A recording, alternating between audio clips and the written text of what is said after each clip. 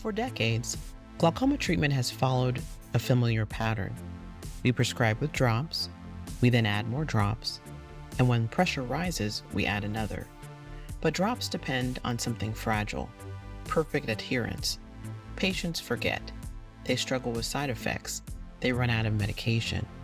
And even when patients try their best, delivery to the eye is often inconsistent. Today, we're going to discuss iDose TR and how sustained drug delivery represents an important evolution in the interventional glaucoma mindset, shifting therapy from something patients must remember every day to something we can reliably provide through intervention.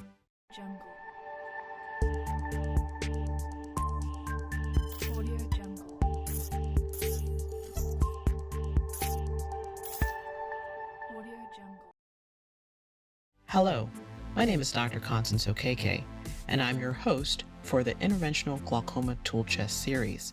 This editorially independent educational series is supported by Glaukos, iEntric, New World Medical, and Sight Sciences. What is iDose TR?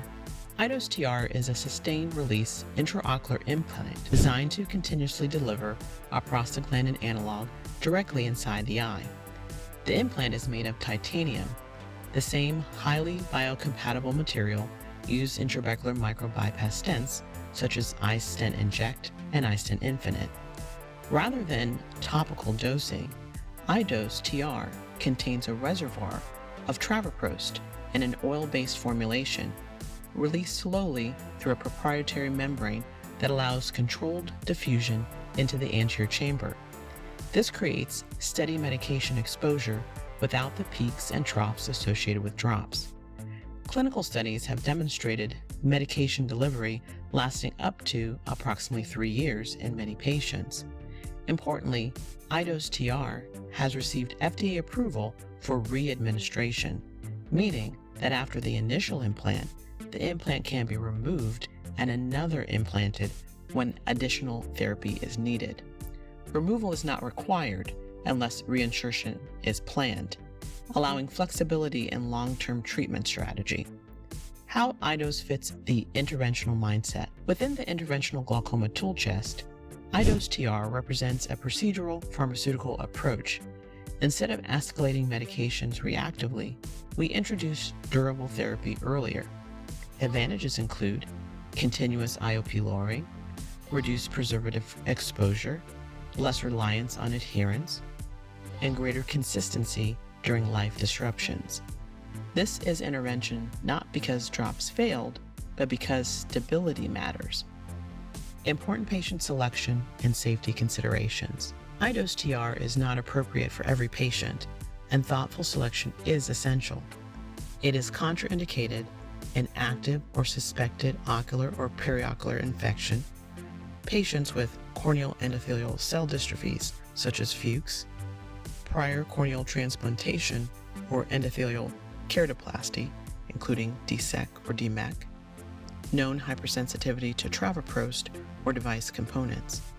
In my practice, I would only consider placing iDose TR in a patient where I have done a topical trial with a PGA medication with tolerance and an IOP-lowering dose response. Caution should be exercised in narrow angles or angle abnormalities and situations where implant positioning cannot be clearly confirmed. Because iDose releases a prostaglandin analog, typical PGA considerations apply, including possible iris pigmentation changes and periocular effects. As with all interventional tools, success begins with selecting the right patient. Clinical case, real-world application. Let me share a case that illustrates this decision-making. A patient presented with visually significant cataract symptoms and glare affecting daily activities. She had opening of glaucoma, treated with 4 medications, yet her IOP remained above target at 18 millimeters of mercury, with a goal in the low teens. Her optic nerve showed a 0.75 cup-to-dish ratio. She had previously undergone SLT in this eye. In her fellow eye, she had already undergone a trabeculectomy. Although successful, she was very clear she did not want to pursue that level of surgery again, especially in her better seeing eye.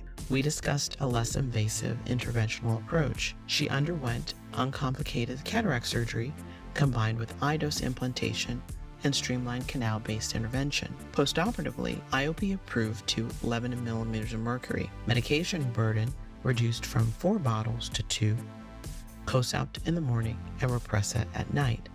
Vision improved to 20/20. Visual fields remain stable. This case highlights how sustained drug delivery can provide meaningful pressure reduction while respecting patient preferences and minimizing invasiveness. Integration into practice. Integrating iDose TR requires a shift in questioning. Instead of asking, "Are drops still working?" we ask, "Can we provide more durable control earlier? Can I offer a drop reducing option instead of another topical drop for the dry eye?" Ideal candidates often include multiple drop patients, ocular surface disease, cataract surgery candidates, patients seeking reduced treatment burden, clinical pearl. One of the biggest lessons I've learned is that patients don't always ask for fewer drops, but they consistently appreciate fewer drops once they experience it. When discussing iDose, I frame it simply. Instead of remembering medication every day, we can place therapy inside the eye so it works for you continuously.